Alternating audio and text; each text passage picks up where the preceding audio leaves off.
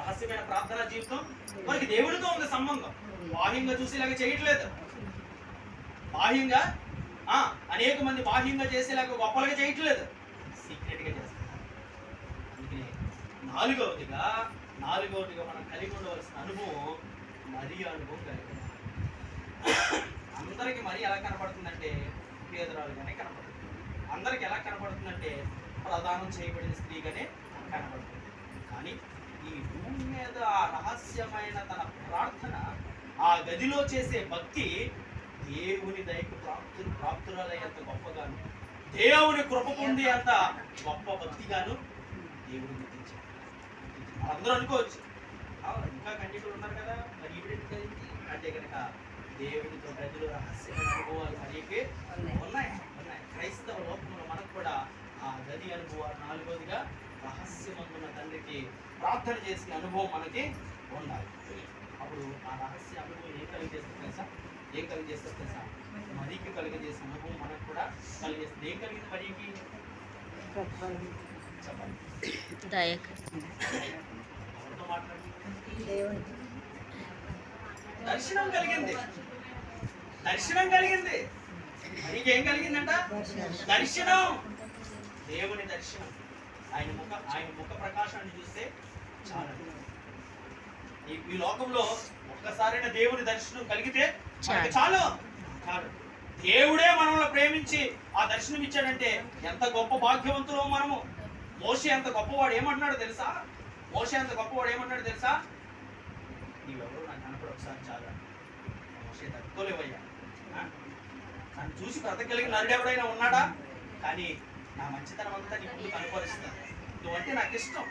అందుకనే ఆ మోషే ప్రకాశించడానికి ఆ చెయ్యత పెట్టినా కానీ ఆ వెలుగు మోషే ముఖం మీద ఇశ్రాయేలు ప్రజలకు కనపడుతుంది. అంతటి వెలుగుమయమైన దేవుడు ఆ బండ సందులోంచి చెయ్య ఒక అడ్డం పెట్టి వెనక భాగాన్ని చూపించాడు. అంటే ఆయన దర్శనాన్ని చూసిన మోషే ఏమైపోయాడు?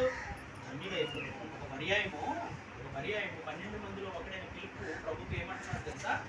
ప్రభుత్వం ఏమంటున్నాడంటే, ఎప్పుడు చూసినా తండ్రి గురించి మాట్లాడతావు కదా, తండ్రి గురించి చెప్తూ ఉంటావు కదా, మా జీవితాలకి నీకు దగ్గర శిష్యత్వం చేసినందుకు తండ్రిని చూపించి మాకంతే చాలు అంటున్నాడు.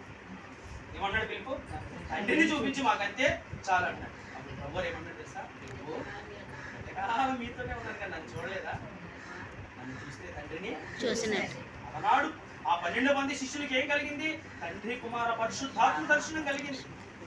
కుమారుడితో సహవాసం చేస్తున్నారు.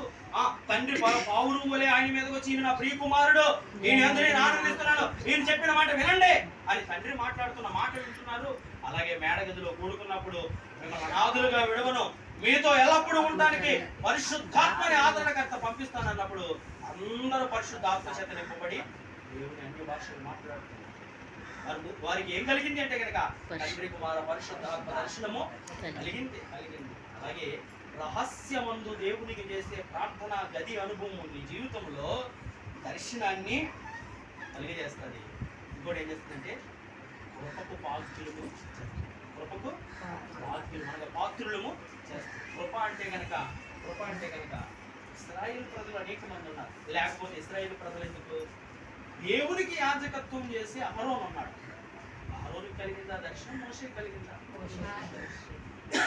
సిలోహు మందిరములో వేళ్ల తరబడి ఏలి అనే యాజకుడు యాజకత్వం చేస్తున్నాడు.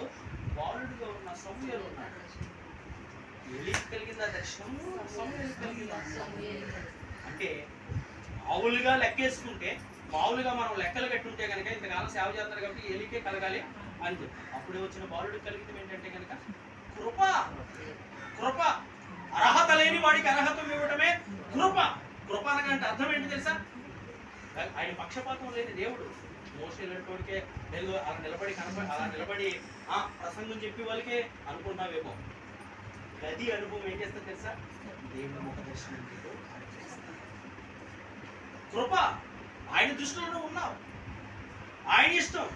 ఆ కృపకి ఆ దర్శనానికి నిన్ను పాత్రుల్ని చేస్తాడు దేవుడు. 4వ అనుభవము ఆయన దర్శనాన్ని పొందిన అనుభవం, కృపకు పాత్రుడయ్యే అనుభవం. ఏ అనుభవం ఇది? మేడగది అనుభవాలు మనం ధ్యానం చేస్తాం.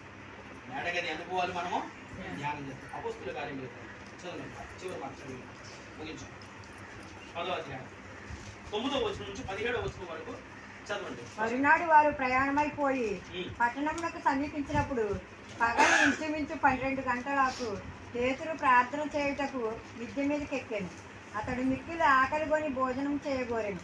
ఇంటివారు సిద్ధం చేయుచుండగా అతడు పరవశుడై ఆకాశము తెరవబడుటయు 4 చెంగులు పట్టి దింపబడిన పెద్ద దుప్పటి వంటి ఒక విధమైన పాత్ర భూమి మీదకి వచ్చియుండుటయు చూచాను.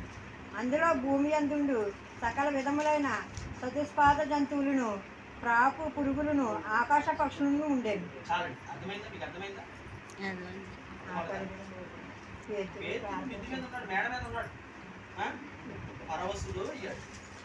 ఏం చేస్తున్నాడు? ప్రార్థన చేస్తున్నాడు. ప్రార్థన చేస్తున్నాడు. గది అనుభవం గురించి మనం మాట్లాడుతున్నాం. మరియ లోనకెళ్ళి ప్రార్థన చేసుకుంటే గాబ్రియేలు దూత వచ్చింది, దర్శనం ఇచ్చింది, ఆయన కృపకు పాత్రులు చేసిందని మనం చెప్పుకుంటూ ఉన్నాం.